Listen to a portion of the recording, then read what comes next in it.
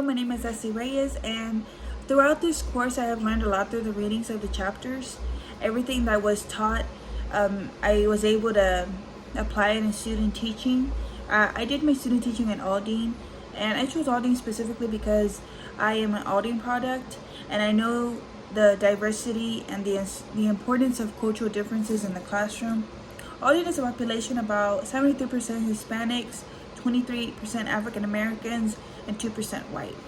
It's important as a teacher to know the students' cultural background to better understand them and relate to them. And one of the case studies that was done, Jada, a student of one of her teachers who is white, was talking to a white student about college.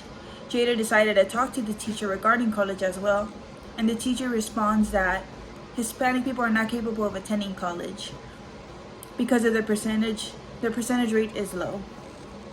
Teachers are supposed to help students be successful, regardless of their skin color, hair texture, and eye shape. Studies have shown that students thrive better with minority teachers because they're able to better understand them and communicate with them. However, that doesn't mean that other teachers could not relate to them.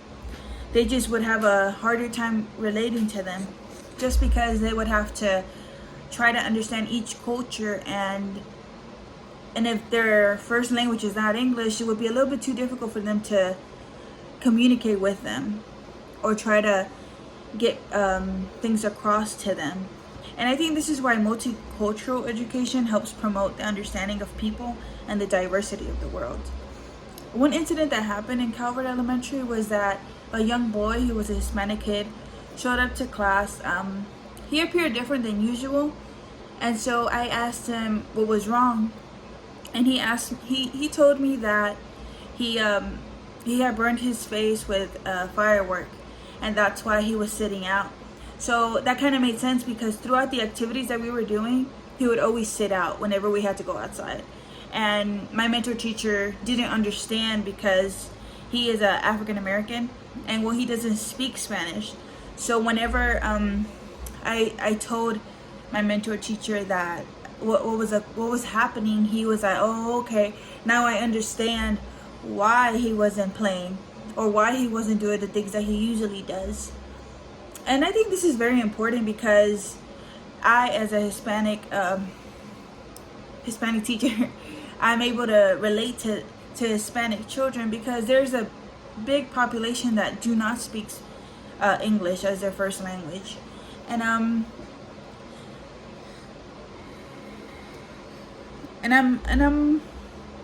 trying to understand them.